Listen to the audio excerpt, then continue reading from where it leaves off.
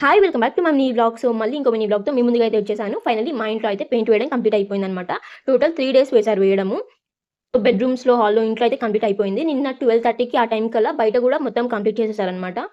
ఇంకా అందుకని ఒకసారి మొత్తం అయిపోయింది గదా! ఇంట్లో మొత్తం ఒకసారి ఊడ్చి, తూడ్చుకున్నాము. మొత్తం క్లీన్ చేసుకున్నామంతా.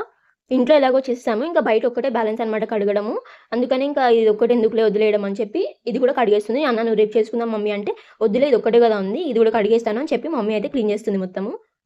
సో, మొత్తం చాలా మెస్సీగా అయిపోయిందనమాట. ఎవరైనా సడెన్‌గా పైకొచ్చినా అసలు చూడ్డానికి ఏం బాలేదు. అందుకనే కడిగేస్తానని చెప్పింది.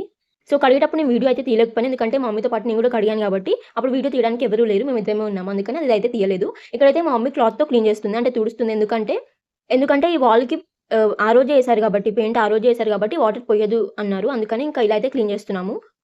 సో, ఆ నెక్స్ట్ డే కూడా చేసుకోవచ్చు కానీ మా మమ్మీ ఆ రోజే చేసింది. అందుకని అయితే ఇలా క్లాత్‌తో అయితే తుడుస్తున్నామనమాట. వాటర్ పోయకుండా. వాటర్ పోస్తే అది తడుస్తుందని. అంతే ఈరోజు సంగతులు. బాయ్! మళ్ళీ నెక్స్ట్ వీడియోతో కలుద్దాం.